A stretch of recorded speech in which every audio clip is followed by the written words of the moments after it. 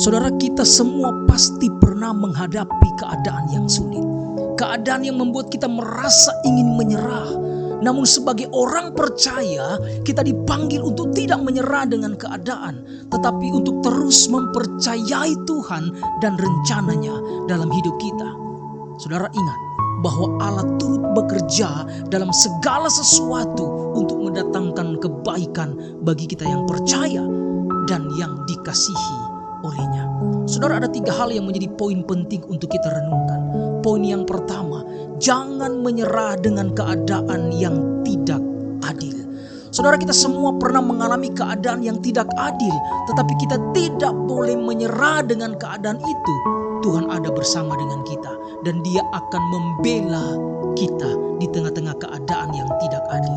Mazmur 37 ayat 5-6 berkata demikian, serahkanlah hidupmu kepada Tuhan dan percayalah kepadanya dan Ia akan bertindak.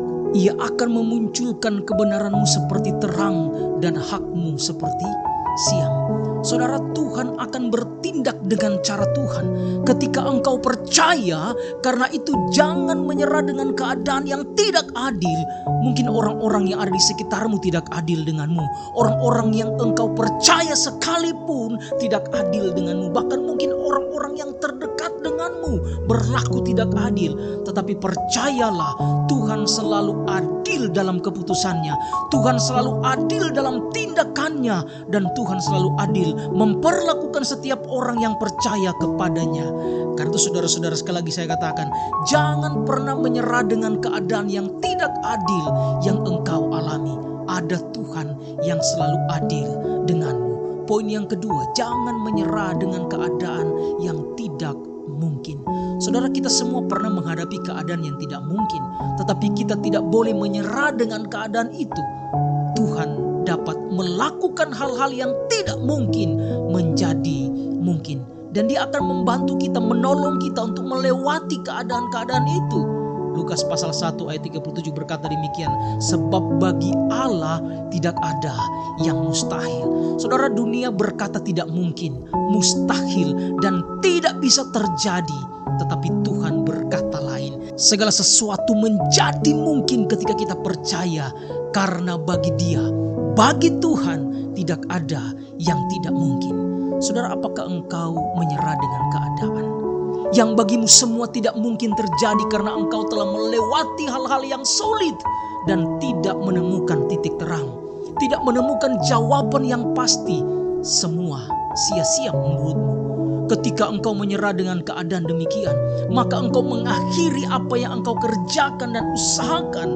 Tetapi ketika engkau memiliki keyakinan di dalam Kristus, keadaan apapun yang dunia katakan tidak mungkin engkau hadapi, tidak mungkin engkau capai, semua akan menjadi mungkin, semua akan engkau capai. Karena masa depan dan jawaban ya dari setiap persoalan ada pada tangan Tuhan yang berkuasa atas semua.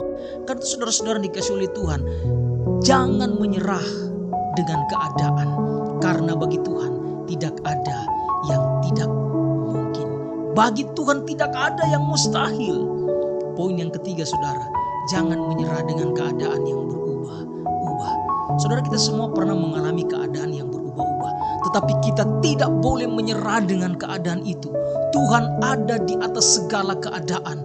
Tuhan ada di atas segala sesuatu. Dan Dia tidak akan pernah berubah. Maleakhi pasal 3 ayat yang ke-6 berkata, bahwasannya aku Tuhan tidak berubah. Saudara, keadaan boleh berubah.